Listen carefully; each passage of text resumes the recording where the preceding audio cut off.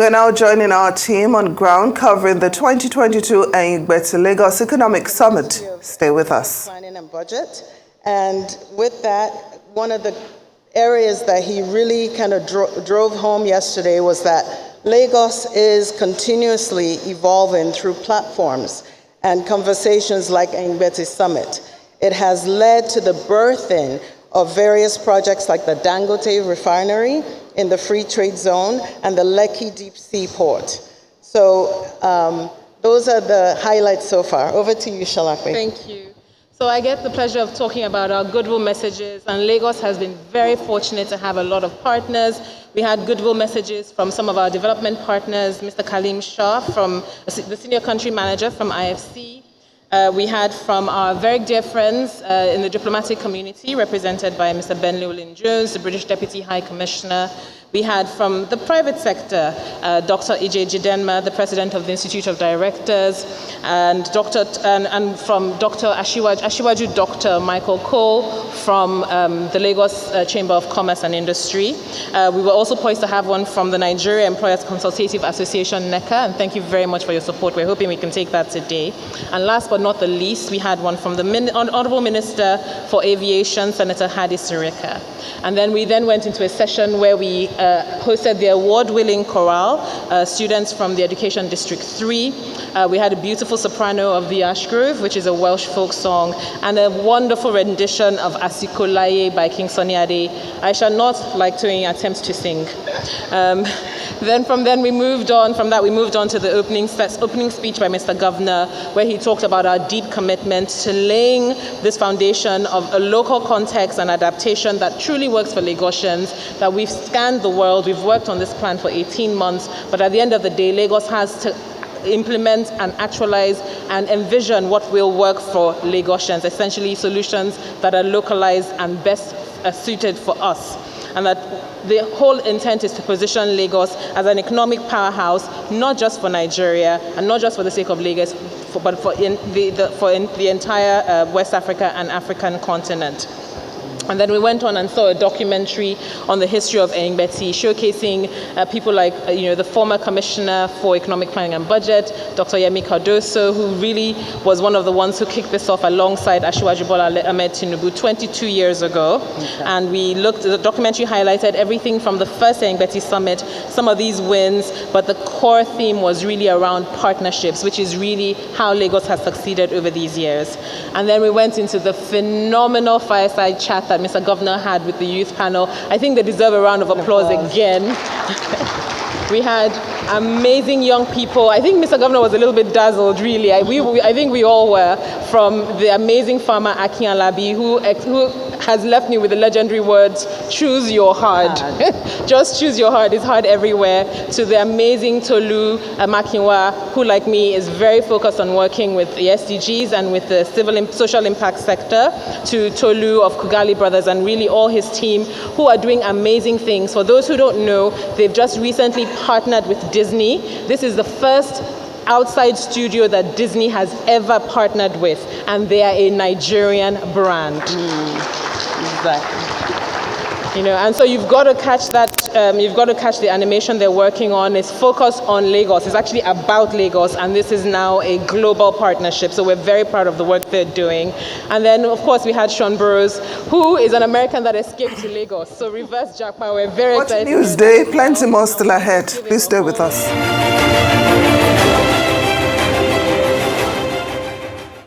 Welcome back to Newsday. We are back with our team covering the 2022 Ehingbeti Lagos Economic Summit. Please stay with us. In a way that that comes together, that's symbiotic for the way forward, and that's the only way forward.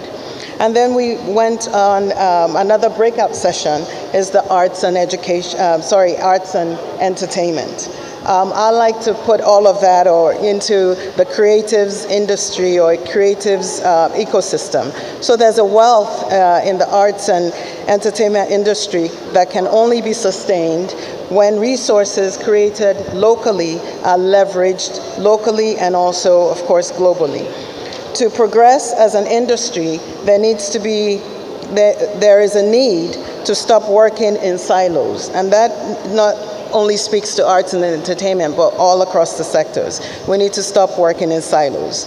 There is an existing value chain within the entertainment industry, and the faster collaboration ensues among players, the easier it is to get credibility and scale within the industry.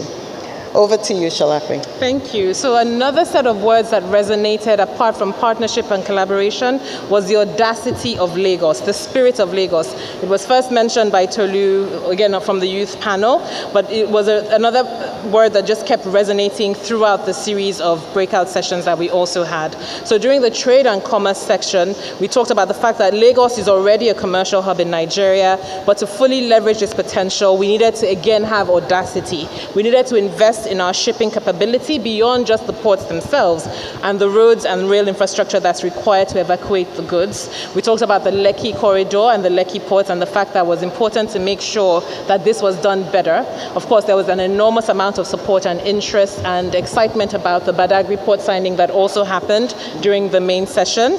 And that then led to another conversation around how do we enable micro and small scale enterprises, MSMEs. They are a very, very big part of realizing the Africa Free Trade Continental Agreement and a very critical part of Lagos being a production hub and not a consuming hub. So how do we facilitate trade? How do we give them the skills that they need?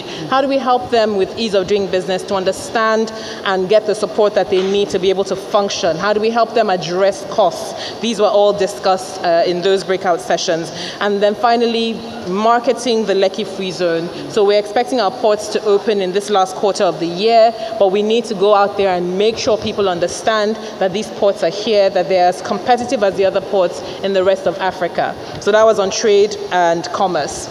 Then we go into the transportation session where, again, partnerships became very prime. We talked about traffic congestion. We talked about integrating the various modes of transport. Everyone's very excited about the rails that are coming, but we talked about increased partnership between the government and the private sector to tackle the transportation challenges because more and more people are going to keep coming into Lagos. And then we move into the governance panel, which was extremely interesting. So we know everywhere we talk about reform, and what needs to happen to support the people who are working in the Lagos team, in Team Lagos, to be able to do even better and support the implementation of this plan. And a lot of things were said, including ensuring that automation is leveraged, ensuring that performance management is ingrained, ensuring that the good civil servants that we have are well supported, ensuring that they're paid for performance, and ensuring, most importantly, and I say this as someone who also works in public sector, ensuring that the right perception, I say, not a new perception, the right perception of people in public service is shared. Because when people understand that we have amazing people working in the service that are open and knowledgeable and willing to collaborate, a lot more will be done together. And then finally, we had healthcare, which of course is very important to us. Again, I won't talk about the resolutions here, but a lot was said around helping to boost human capacity, the great work that has been done by the Ministry of Health and their team around health insurance, talking about the low adoption of HMOs across the state, and talking about ramping up the level of digitization across the state, and of course in deepening the primary health, continuing to invest in the primary healthcare system so that the insurance adoption that we're working on can work and reach the underserved sections. So again, as we've said, you missed a lot if you were not here, but hopefully you get to have a really good time enjoying the rest of the sessions for today. Ìgbéga ìpínlẹ̀ Èkó. Àjùmọ̀ṣe ni o. Thank you.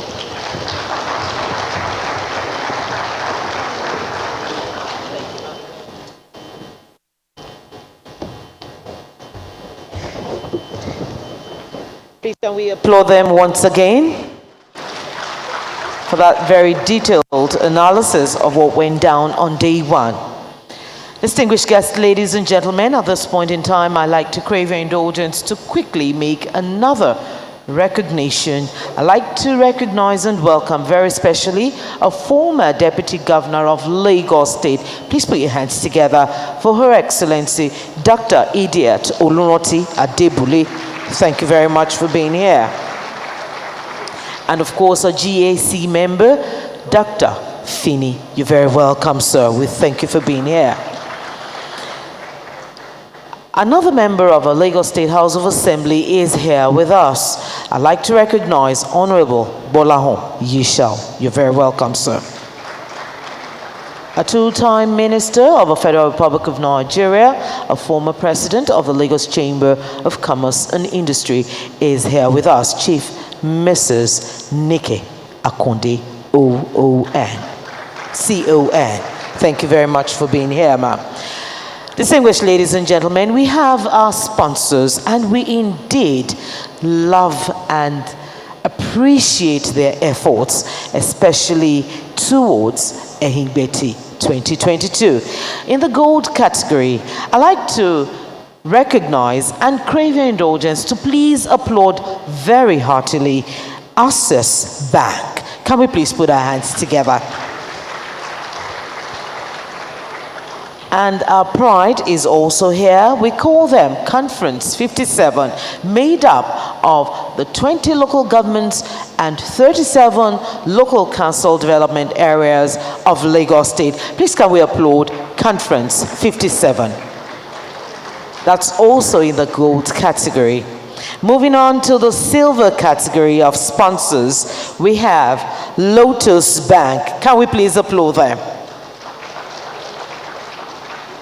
Of course, Zenith Bank is another sponsor in the silver category. A round of applause for Zenith Bank. And I'd like to recognize also in the silver category the FMDQ. A round of applause for them. Your Excellency, distinguished ladies and gentlemen, in the bronze category we have First Bank. Can we applaud them, please?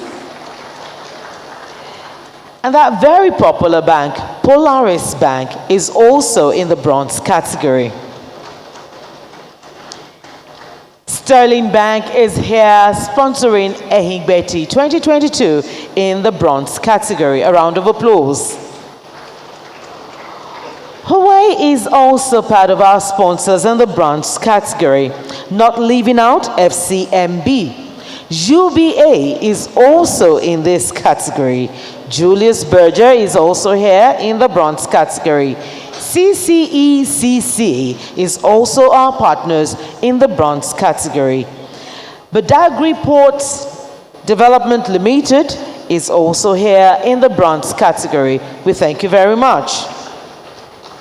PwC, we will not leave you out. We say thank you for sponsoring in the bronze category. And Keystone Bank is also one of our sponsors in the bronze category. Distinguished guests, ladies and gentlemen, other categories of major sponsors here include Providence Bank, Vativa Capital, FSDA, Paul Pensions. I must recognize and thank Sanlam Insurance. ICO Insurance is also a partner. Wema Bank is also partnering with Ehingbeti 2022. Axomansard is also partnering. ARM Pensions, Here's Holding, and NLPC Pension. To all our sponsors, I crave your indulgence. Can we applaud them very resoundingly? Distinguished guests, ladies and gentlemen, moving on. We will be taking a video playout of one of our goodwill messages at this point in time. And to give that goodwill message is the GED at Vativa Capital Management Limited. Please can you applaud as we receive the goodwill message of Damilola Ajayi. A round of applause, please.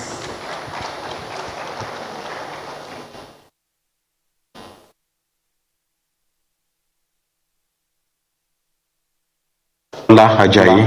I'm the Group Executive Director at Vertiva Capital Management Limited. On behalf of Vertiva, I would like to wish everyone who is participating in Ehingbeti 2022, either in the public sector or the private sector, all the best in the discussions that are ongoing and that will take place. As I said earlier, we're working together to shape the Lagos of our dreams, and the future that we all aspire to is within our grasp. It has been said that to fail to plan is to plan to fail. Ehingbeti gives us a foundation to plan the Lagos states that we want for ourselves. And I'd like to congratulate everyone for making yourselves available for this event. I'd like to thank and appreciate the Lagos State government for putting this together. It's a laudable initiative, and I look forward to, and also on behalf of Vertiva Capital, we look forward to being a part of Ehingbeti for many years to come. Africa Tech Radio.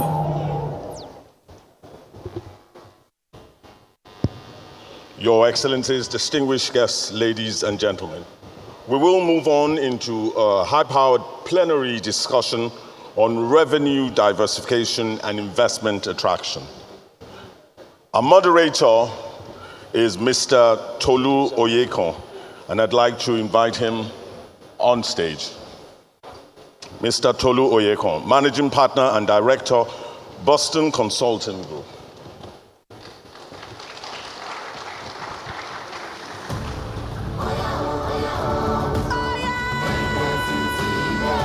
Please welcome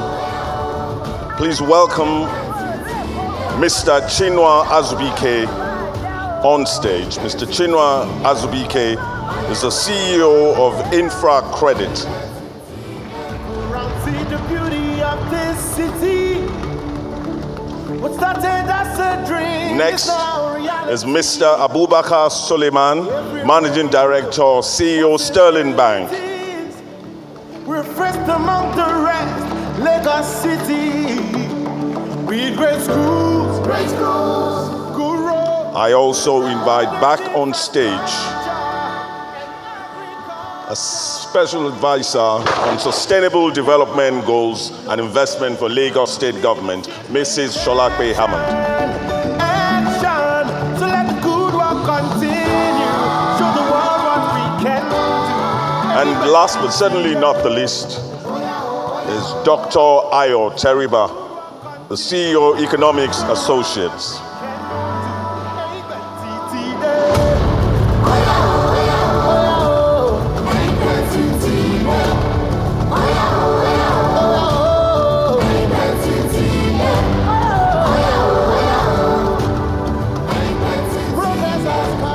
Yes, distinguished guests, ladies and gentlemen, before we hand over to the moderator of this session, we still have one more participant joining us, one more panelist, and he is a member of the Lagos State House of Assembly, the Chairman House Committee on Appropriation.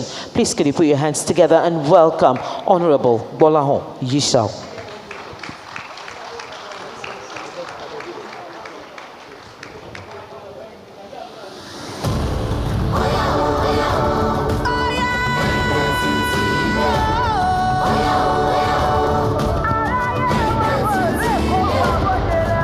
This time I will hand over to our moderator. Thank you.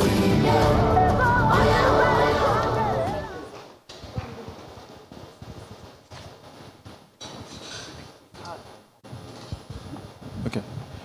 Distinguished Excellencies and other distinguished guests, good afternoon. Thank you for being here for day 2 of these deliberations. This is quite an important discussion, this one we're about to have right now, right? We've talked about the audacity of the LSDP over this past 2 days. And the plan is audacious for several reasons, including the fact that we have this aggressive timeline of 30 years. It also includes several initiatives that require quite a bit of money, right? And as our people say, Obetodun, Owo Lokpa, right? So we're about to talk about the Owo, we're about to talk about the money today. And I'm quite honored and excited to have this panel with us today, a panel that includes an economist who can give us the pragmatic and academic perspective. We have civil servants and we have financiers. So very, very excited to have this conversation.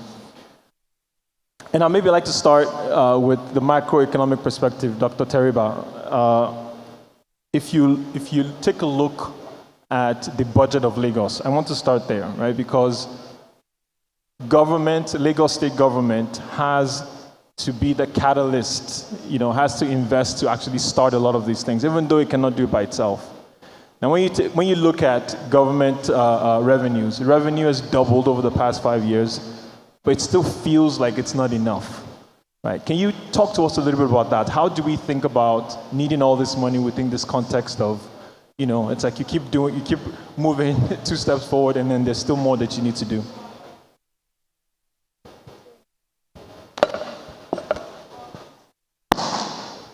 Thank you very much. Good afternoon, everyone. I'm pleased to be a part of this conversation. And our brief is quite clear. The cake is baked, pretty much. It's about how are we going to fund the plan. And the very logical first question to ask is how are things currently being funded? And Tulu is quite right that the bulk of funding available to the government of Lagos State comes from, more than 50% of the funding comes from IGR, and 70% of the IGR comes from pay as you earn. Now the plan has 4 broad pillars. There is the economic pillar, which is basically the value chains. There is the what you call infrastructure pillar.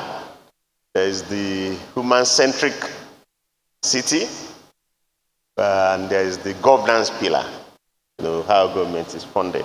I would want to take the city out of the human-centric bit and merge the city with the infrastructure. Because without a city, you can't have an infrastructure. And describe it as the physical capital.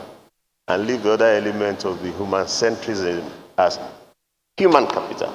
And I would suggest, therefore, that Lagos State is currently being primarily financed by the human capital in the state. That's what the IGR represents. So, going forward, it would be nice to break down that IGR. What are the, skill clusters in Lagos, and project that, through to 2052, and ask the question, which skills are likely to be threatened? For example, by technological advancements such as automation, machines, drones, robots. Which skills are likely to be displaced? Which skills are likely to become more lucrative and higher return? And what is this plan doing about promoting such skills? Or about retraining the current people who pay the IGR and who might be wiped off, whose jobs might be destroyed, retraining them to acquire skills that are protected, from automation. For example, by following a bit of the Philip model, in which they give domestic workers, they train domestic workers, and they penetrate, the diaspora corridors, earning dollars. Some of them are here in Nigeria. And I'm sure Lagos has a large pool of potential people whose skills we can grow in that. The second source of income, which doesn't fetch much, because IGR dominates, or if you like, human capital dominates, is from the example you gave about South Africa, whereas Johannesburg, whereas Lagos earns about 7% of its IGR from skills, as we say. Johannesburg earns about 70% from fees. So if we have a breakdown of the sources of the fees in Johannesburg, and how could Lagos begin to construct such a path that they can have a second source of revenue that could rival IGL. And the third one is the economic pillar, which I like to see basically as value chains. I liked the sort of analysis that BCG did for Plateau State, in which you identified the top value chains in Plateau State. And you broke it down, to what the gross output is, what the net output is, and what the state is gaining, and how the state can increase its gain. So Lagos can extract more from the value chains in the state. I was looking for value chains like the piggery, like the fishery, like the coconuts, and the rest of it, in which Lagos has obvious advantages. So we need to drill a bit more into that, because that could also fetch Lagos significant money. And finally, the fourth source of revenue, which remains a potential that we can actualize in the course of the plan, is what Lagos owns. And this speaks to the solvency pillar, the fiscal pillar, that we usually speak more about what states owe. We never speak about what states own. And we talk about revenue, then we jump to debt.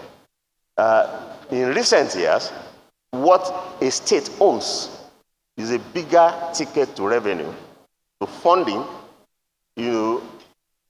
look at, for example, Saudi didn't find any need to list Aramco in the stock market until the last 5 years, when revenue became challenged. And they did so. Today, Aramco is worth $2.4 trillion US. That's their primary ticket to financial markets. They issue equity-like debt instruments, like Sukuk. So, at the end of the day, Lagos will need to leverage on what it owns to issue equity, to attract investment. We say a lot of things about investment, but what we neglect to say is that investment is about you offering people opportunity to own equity in your asset. And I thought that the more clearly we bring that to the front burner, the easier it will be to fund the lofty plans, contained in this 2052 agenda. Thank you very much.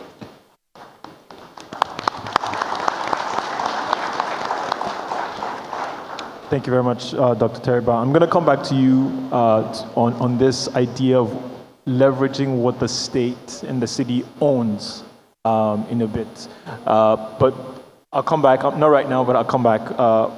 But still staying a little high level, Honorable Yeshao, I want to, this same question around, revenue has increased for the state, right? Revenue has increased over the past 5 years, right? Government will need to drive a good chunk of the investments required to realize the development plan. But it seems like we just cannot generate enough revenue. The more revenue you generate, the more demands are on the state. What is driving some of these things? Because I think important for us to understand this before we start thinking about doing more as we go ahead.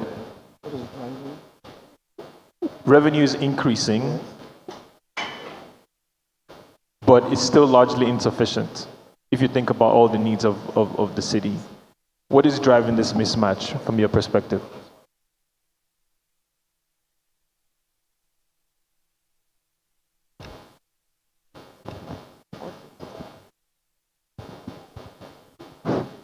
Thank you very much. Basically, for every asset you own or you create, there's a service cost to it. For every person that comes into Lagos, which you hear come in their thousands on a daily basis, there's a cost to it. Maintenance of infrastructure, maintenance of persons, human-centric activities cost money. So the running cost, which is different from a capital cost of government, keeps going on with population and as we own more assets. So there is always going to be a mismatch if we don't get ahead of it. So that's a big problem. But if you allow me to digress a bit, I like what Dr. Teriba has talked about, talking about skill sets, the right skills so that the pay can go up, talking about putting assets, turning your assets to wealth, which is also good. Another source of funding, which is critical to the Lagos economy, Lagos State government, is the public-private partnership funding. However, looking through our numbers, our books, what we see mostly is more of borrowing cladded in PPP. So going forward, Lagos State requires the private sector to actually partner Lagos State as a partner. So for instance, if Lagos State provides land, all other funding should come from a partner. But where Lagos State has to issue ISPOs, use bonds to do some of these things, that is still a debt.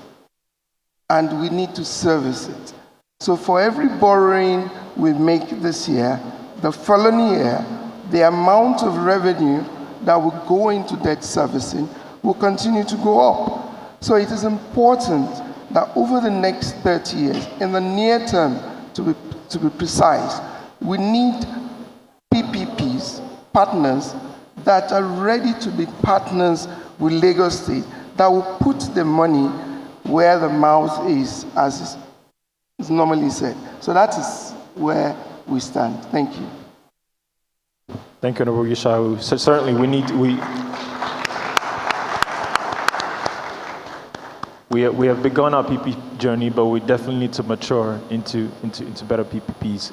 Mrs. Hammond, still on the diagnosis of our current state, I would like to ask you a question around FDI. FDI is another one of those things that has grown tremendously in Lagos over the past few years. But it's not enough. We can do more. Can you talk a little bit about the opportunity that we have in FDI? You can, at least at a high level, before we get even more specific. Excellent, great. Thanks for that question, Tolu. So we're very interested in investment in general, so foreign direct as well as domestic investment. We've seen the Nigerian financial sector step up so much in the last few years, and for us, especially on the trains. So we got financing for both the Blue and Red Line domestically. In the end, it was our people who came through for us. But of course, foreign direct investment is extremely critical to us as well. Lagos today tends to control somewhere between 75 and 86% of the foreign direct investment that comes into Nigeria. Over the last 5 years, this has been consistent. And so it's something that we need to focus on, but as you've said, it's not enough. We saw the dip during COVID, and we know that we need an uptick. So Lagos is aiming to be a $1 trillion economy at the end of 30 years. That means we've got to grow at somewhere about 10%, 9 point something percent, but almost 10% per year, assuming we're growing year on year, every year. What that means is we need the investments that are funding this to at least triple. So where is that going to come in? And the way to do that is to ensure that we make it easy for investments to come in. So it's everything from making sure that we're investment ready ourselves, making sure that we're represented properly, making sure we put institutions in place, and then making sure that the processes are clear and making sure that the opportunities are clear. And I know Lagos has worked on this. It's been a long journey ever since, and at least I know for certain that since the PPP office was established around 2005, Lagos has a law, and the House of Assembly has been a very strong partner of the state in making sure that we do what needs to be done. So the legal framework, the institutional framework has been work in progress over the last couple of decades. We're very, very focused on addressing ease of doing business, ensuring that we're exposing those opportunities, partnering internationally and locally with those that we need to. And I think something that's really critical here is making sure you have the right partners. Again, this is why Ehingbeti is so critical. The right partners take you into the right room. And there are a lot of people, even on this panel, that we're doing work with. And I think Yewande Sadiku said it best when we had a session with her when this cabinet was new. There are lots of people who are talking about you and making decisions about you when you're not even in the room.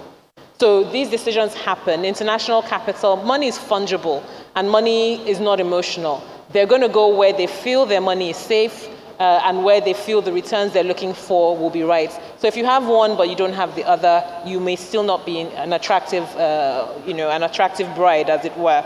So it's important that you have advocates that can speak when you're not in the room. And I really have to thank the diplomatic community. I know a lot of our partners here at the various consulates and embassies are always trying to tell the real story of Lagos, the real story of Nigeria. We look at what happened with Nigeria and the money that was raised last year working in conjunction with Citibank. So there's a lot of opportunity. But it's important that we fix those things, ensure that we continue to improve on our investment environment, as it were, the right institutions, the right laws, protection, making sure that we are upholding our own end of the bargain, and then making sure that we have the right partnerships, making sure we make the process easy and well-defined, and then exposing the opportunities. And I just have to say, I think Lagos is already on the right path. We've been recently upgraded, not by one, but by 2 international rating agencies, Fitch and GCR, to AAA investment grade. So we're already on the right path. Thank you, I think. And this is in an environment where a lot of countries are getting downgraded. It's been a really tough environment over the last 3 years. COVID, global tensions, recession, but in spite of that, Lagos is being viewed better, we like to say. But we have to do all that work and make sure that we're investment ready. I think that's the key. Thank you very much, Mrs. Hammond.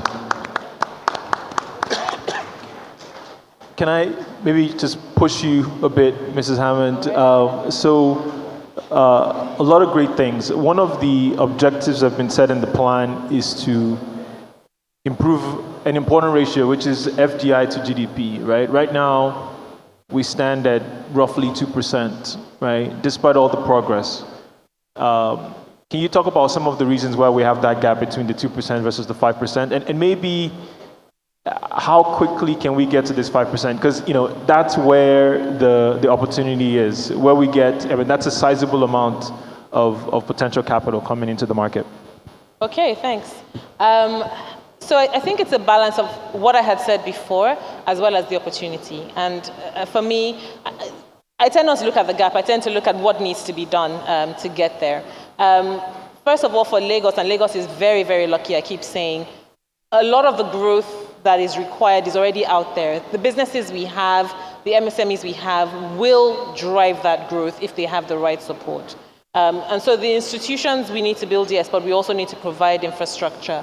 We need to catalyze investment more, and I think we're beginning to do that as well. So Lagos has 8 free zones, Lekki Free Zone being, and Echo Atlantic being 2 of the newest ones. And of course, we'll have something at Badagry. We're looking at a few of those others as also solutions for how businesses can come in. I talked about ease of doing business. There are certain constraints we have as a subnational to control the entire operating environment. But luckily we have the free zone process, which is national, which then makes it a little bit easier. The people can be a little bit more sheltered in that bubble, as it were. And so the free zones, I think, are a tremendous opportunity. Building new cities are a tremendous opportunity. We've seen Egypt leap to the top, or near the top. I'd like to think Lagos is at the top, but Egypt leap to near the top of the investable cities lineup in Africa, simply with the work they're doing around New Cairo. And so we're doing similar things around Echo Atlantic, that's catalyzed investments. We're doing things around Lekki Free Zone, our 16,000 hectare free zone, that's catalyzed investment. Between the ports, Lekki Worldwide, Alara City, and the other investments there, more than $24 billion has come in there over the last 4 or 5 years. And now with the airport that we've signed on yesterday, much more will come. So the infrastructure then gets laid, and then the businesses can do their work. And I'm glad you gave me this opportunity. For us, we think not just about catalyzing investments into the work that we as the government want to do. We think about catalyzing investments for the businesses, and especially the small businesses that are operating here. I think I mentioned before the Continental Free Trade Agreement. We want Lagos to be a production hub. We don't want to be a consuming hub. That means we enable the businesses that are here to also be able to raise capital, to also become global businesses. And I think that's one thing that we don't do as well in Nigeria. Businesses start, they're usually one city, one location, and it's every kind of business, whether it's a manufacturing business or a creative business or something, a restaurant, they're one location. But you start a small business in Eastern Europe, and before you know it, they're across 15 countries.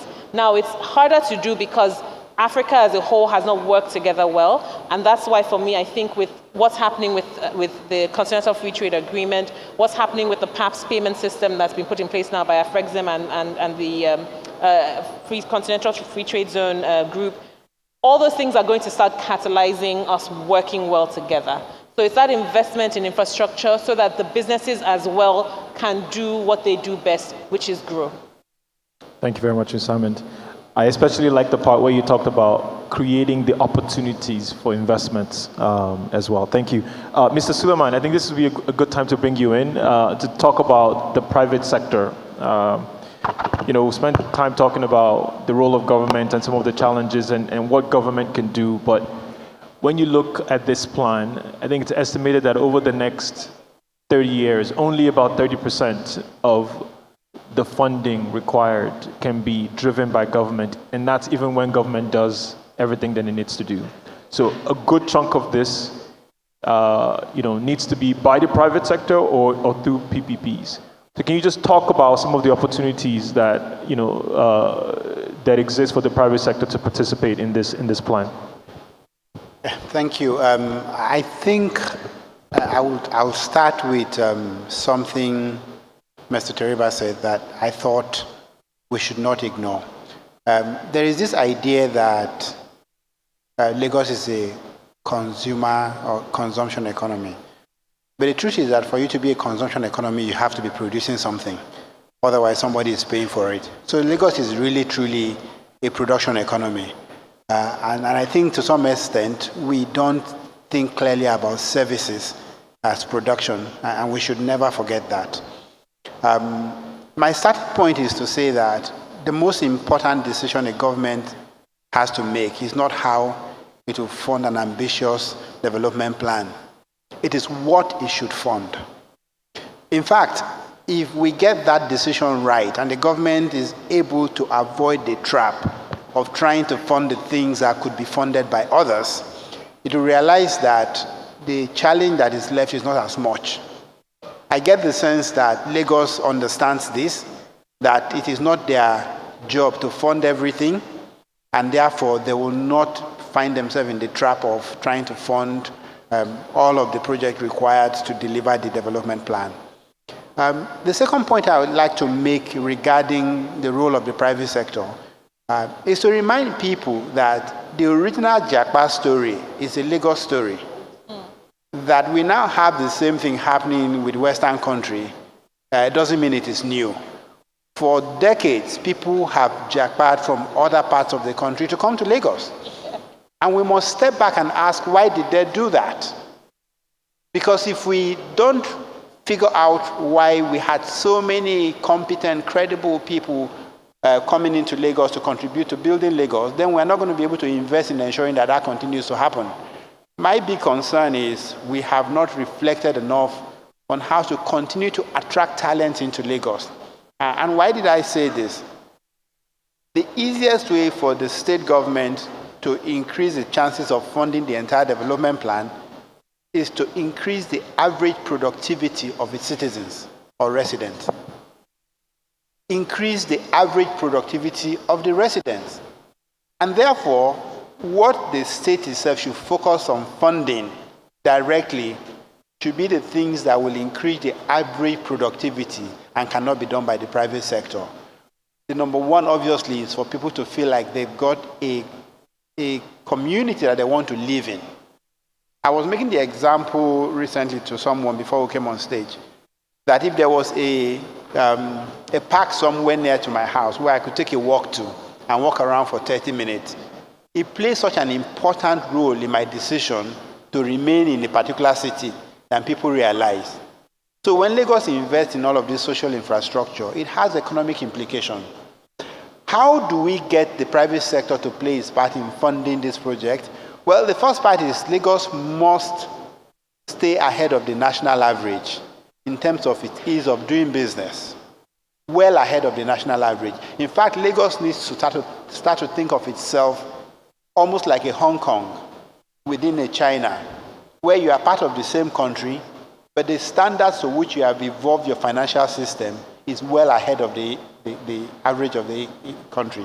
I think Lagos needs to think of that. The same way we have looked at the free trade zone as a way of creating the right environment for investors to come in, we need to start to think of a financial free zone where we create effectively an environment where investors also feel that they are more secure than they are in the rest of the country. When you think about it, Lagos being able to get a AAA investment grade rating is a first step towards that. You're getting to a point where the rating of the state is now superior to the sovereign. The next step towards that is to create an environment where the investors can see this clearly, and therefore the investors come in with the specific interest in Lagos, even where they may not have an interest in investing in the sovereign itself. Let me jump on that. I really love that, because one of the things that's in that plan is the establishment of an international finance city in Lagos. And it's, as you said, that's not even the first step. The first step is the fact that we have so many banks and so much of the financial activity happening in the country already here. There's a lot of expertise here, and I think leading edge expertise, not just for the country, but global expertise. And so we're losing out. So we're seeing all that's happening, and it's not just finance in itself alone, it's finance and fintech and the rest of the technology ecosystem. We're seeing what's happening now. Companies are raising funds, and it's great. Nigerian companies that are doing most of the operations in Nigeria and Africa, but they're raising those funds into vehicles that have to be registered outside Nigeria because of certain challenges around how they can access and use and return that money to the shareholders that are investing in them. And so there is a really serious case for establishing an international finance center in Lagos. So I entirely agree with what it is that you've said. It's very important to do. Thank you. And just a last comment. Ease of doing business for corporates, ease of living for the citizens and the resident. I think the more we make it easier for the citizens and the resident in Lagos to enjoy their life, the more likely the Lagos would actually be able to fund this development plan from its own revenue, because the high earning people will continue to jackpot to Lagos, and that is how you drive revenue. Thank you very much, Abak. I really like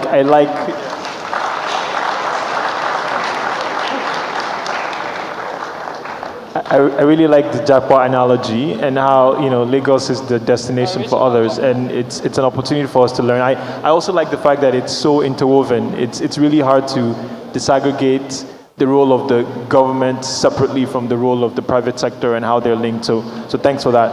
Chinua, I'd like to bring you in here because one of the things that jumped out is infrastructure, right? And oftentimes infrastructure is a public good. So this one, like government probably needs to do a good chunk of it, right?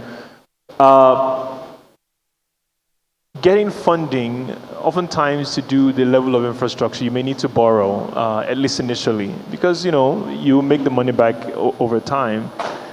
But getting funding sometimes is hard domestically. You may need to sort of partner with others outside. But as a subnational, that is hard. Just raising capital to fund infra is not always as straightforward. A good chunk of this plan is infrastructure. How do you think about raising the financing needed for this within the city? Thank you. I think when we sort of project into the next 30 years, it's also very useful to look at the lessons learned over the past 30 years, and more importantly, some of the innovations that could also be further enhanced. So over time, I think what has been noted here is that... Very interesting conversation there from the 2022 Ehingbeti Lagos Economic Summit, discussing a range of options for keep Lagos as the most prosperous state in the country and also across the African continent, talking about bringing investment in there. Ayo Teriba, Dr. Ayo Teriba, economist, is on that panel. So is the CEO of Sterling Bank, and a number of other dignitaries having a very, very in-depth, informative conversation, which we've been covering so far. And we're expecting the governor of Lagos State to be at this meeting, which is taking place in the Echo Hotels in Lagos City. All right, we're going back to the economic conference in Lagos State at the Eko Hotels as Lagos State Governor Babajide Sanwo-Olu is speaking right now. And that's really just what I want to say for now. And I want to yield the floor and give it back to Tolu to continue his panel discussion while I try and quickly dash into the aircraft and see if we can get to Lagos, in one whole piece. So sorry to everyone, but my heart and our soul are with you. And if God permits, I will still see you before the end of the show today. Thank you very much, Sola.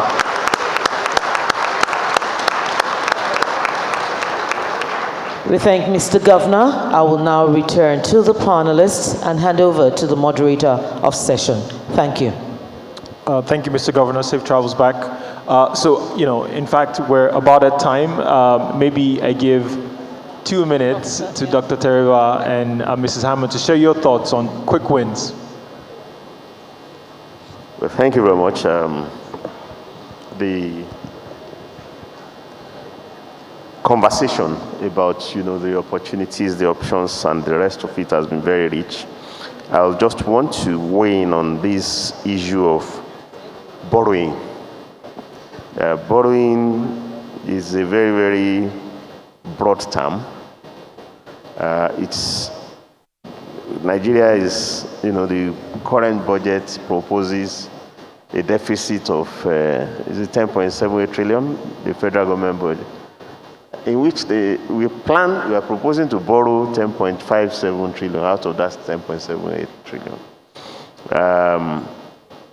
Question is, in trying to fund revenue shortfall, you can issue liabilities, but debt is by no means the only type of liability that you can issue. And there is this penchant for Nigerian government, whether at federal or state level, when there are revenue shortfalls, the only kind of liability they consider is debt or IOUs. So given the background of the conversation we've had about assets, your first preference when you have a shortfall should be to say, what equity issuance headroom do I have? Either by creating a special purpose vehicle to superintend over that asset that you can go and list in the stock market. If you look at the companies in the stock market today, federal government has none. I don't know how many Lagos State government has. But you should be working towards, within this plan period, that all companies owned by Lagos State should be listed in the market. So they have access to equity, and they only use debt to supplement. So when you want to finance ambitious projects that is asset-based, your first consideration should be equity. And it links with all we've said about investment. Then even when you want to borrow, there are two categories of borrowing. IOU is, promissory note against expected income. But investment grade debt won't be IOUs. They'll be asset linked. Okay. And they are often convertible eventually to equity. Like much of the debt being issued by Saudi Arabia are sukuks, which doesn't even allow you to contract interest-paying debt, which is what promissory notes are. So it obliges you to look for an asset. So the debt you are issuing is like equity. The asset is promising to pay a profit. And so with all of the assets that we have said the Lagos State government owns, your first preference in face of revenue shortfall is to look which asset can I use to raise asset-backed debt, investment grade debt. Any debt below the investment grade is called junk bonds. So most IOUs are promissory notes, are junks, and they attract the highest interest rate. So it affects the state's credit rating. So aim at any borrowing I want to make must be rated investment grade by top international, rating agencies. So they will guide you towards taking assets that can be funded by equity or can be convertible to equity and that creates long-term debt sustainability. Thank you. Okay, excellent. So for me, how do you eat a 70 trillion naira elephant, bit by bit? So we've seen evidence, and I'm very grateful that our partners see it that way. Lagos is on track. It's all a journey. It's work in progress, by no means perfect. But in terms of building institutions, establishing rule of law, building a track record, one of the first, or some of the first PPPs and successful PPPs, easier and easier collaboration, meeting obligations, clearer investment case around an increasing number of sectors, transparency and clarity. So all of those things are sort of already work in progress. We've done little bits here and there. So this company works with us on this road, that company works with us on the free zone. I think what for me would be a great quick win would be to bring it all together and have one big investment story, or not that big, because we're talking about eating it bit by bit. I think when we create small successes, we can build more and more on those. So we've seen different people come together, different organizations come together, different parties come together to make Lekki Free Zone a success. What can we all work together with so many of the partners that we know, a big case, something like the National Fair, but something else. When we start to work in that way, so you take, for example, let's take one of the city model plans that we've created and take it and actually plan. People in the power sector bring their bit, the financial sector bring their bit, the infrastructure sector bring their bit, and we actually work together and create something. That, for me, I think would be a great quick win, because I think we're all relatively comfortable. We have a fair sense what works and what doesn't, and we can really bring it together and do something together. I think that could catalyze immensely, far beyond what we've imagined. But I think it would be remiss of me to go without saying something around also working together with the federal government, with sub-sovereigns in other parts of Africa and the rest of the developing world in addressing the challenges around financing globally. And I think the climate opportunity is a very big opportunity to look at how funding is done internationally and look for more fairness for developing countries. There's no reason why, if we can create projects that are clear, that we can use mechanisms, for example, where it's performance-based, it's very, very clear, we shouldn't be able to access financing globally at similar rates when it's a very clear case. We can't continue to pay a financial penalty in the developing world. Something needs to be done to address that. And I think Lagos, Nigeria, and working with the rest of Africa with a unified voice can, at least on this issue, which we all want to see addressed, work on that as another quick win. Thank you. Thank you. Thank you all. I think we've come at this 70 trillion naira elephant, as you say, from different angles, and I think we've come to the end, but I think it would be unfair if I didn't try to summarize, give you a summary of what I captured. I think if I had to summarize everything in one thing, I feel like my key takeaway is about creativity, right? We need to be creative. We need to be creative around our assets. I mean, we talked extensively about our assets, and they're the physical assets that can earn us revenue, but also human capital and human assets. We need to be creative around funding structures, whether that's in terms of using the existing capital markets or structuring our offerings, equity versus debt, and even different kinds of debt. We need to be creative around investment prioritization. Like what does government need to do versus the private sector? And for the things that government needs to do, which are the ones that it needs to do first? And what are the types of investments? Like investing to make sure that somebody has a crosswalk so they can walk maybe the right investments, for example, at different points in time. And finally, being creative on a around PPPs. So I'm sure you all have different summaries, but that's my summary is we need to be creative. Lagos leads the country in terms of human capital, and I think we need to bring all that human capital to drive financing for this LSDP 2052 in a very creative way. So with that, I'd like to say thank you to this esteemed panel, and thank you all for listening as well.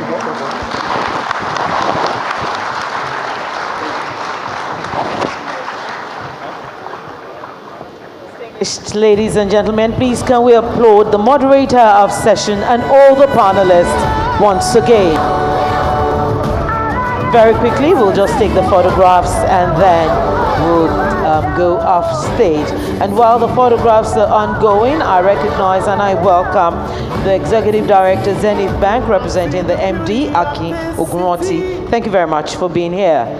I also would like to crave the indulgence of this gathering to specially recognize members of the State Executive Council. I had told you earlier that Mr. Sam Igube, the Honorable Commissioner for Economic Planning and Budget, is here as the arrowhead. So please join them for this photograph session.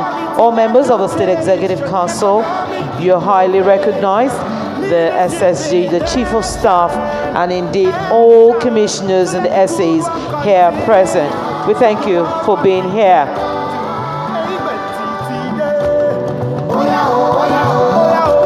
So let the good work continue. Show the world what we can do. Ehingbeti today.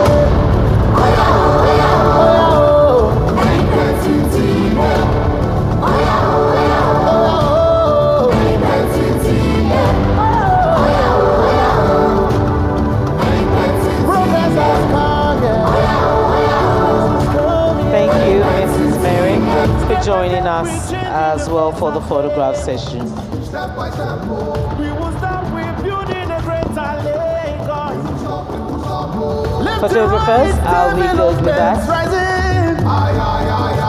Strength to strength, the economy is growing. From Ehingbeti to Ikeja, Lagos Island to I'd like to seize this opportunity to recognize and welcome the president of the biggest and the oldest Chamber of Commerce and Industry in the country. Please could you put your hands together for Asiwaju Dr. Michael Olawale Cole, CON. This gentleman has been a commissioner in the state at a point in time. We thank you very much, Asiwaju Dr. Olawale Cole. Moderator of session and indeed panelists, we thank you all for being here. The Consulate General of the Republic of South Africa is also here with us, Ms. Sabo Lenyai. You're very welcome. We thank you for being here. And the Commercial Council of Advantage Austria is also here with us. We thank you for being here, and you're all very welcome.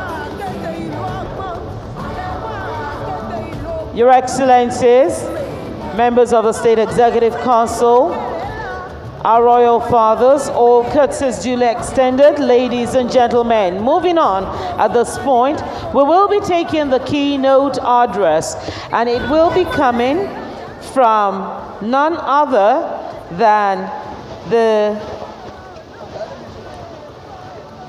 ED of the IMF. He is the United Nations Climate Change High-Level Champion for Egypt, an Executive Director at the International Monetary Fund, and has served as the World Bank Group Senior Vice President for the 2030 Development Agenda, United Nations Relations and Partnerships until January 2020. It may interest you to know that in 2005, our speaker was selected as the Young Global Leader of the World Economic Forum. Distinguished guests, ladies and gentlemen, the keynote address by Mahmoud Moldin, the ED for the International Monetary Fund, who is indisposed at this point in time, will be presented on his behalf. Distinguished guests, ladies and gentlemen, can we receive virtually the summit keynote address by the Executive Director, IMF, Mahmoud Moldin. Can we please applaud him as we have his keynote presented.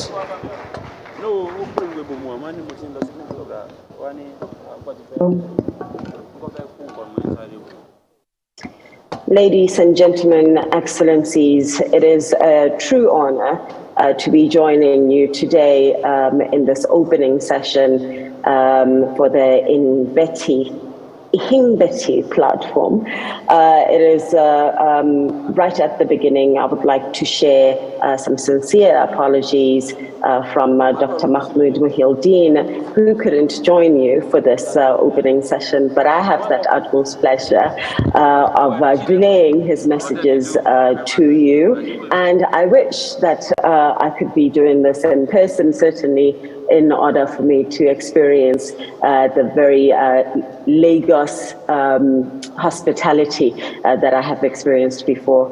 I wish to also express my sincere appreciation for the invitation to do this opening session. And as our mandate as the UN Climate Change High-Level Champions team, it is to drive non-state actor momentum to address climate change challenges and to be able to come up with innovative solutions. And for this, I would like to commend the Lagos State government for setting up this Ehingbeti platform that brings together non-state actors and public sector actors, Africa's leaders, diverse experts and investors in order for them to exchange ideas and hopefully broker some deals for the betterment of our joint economic destinies. I, of course, would like to extend a very special thank you to His Excellency, the Governor Babajide Sanwo-Olu, for sustaining this platform and for working towards sustainable development in Lagos, in Nigeria, and inspiring the rest of Africa.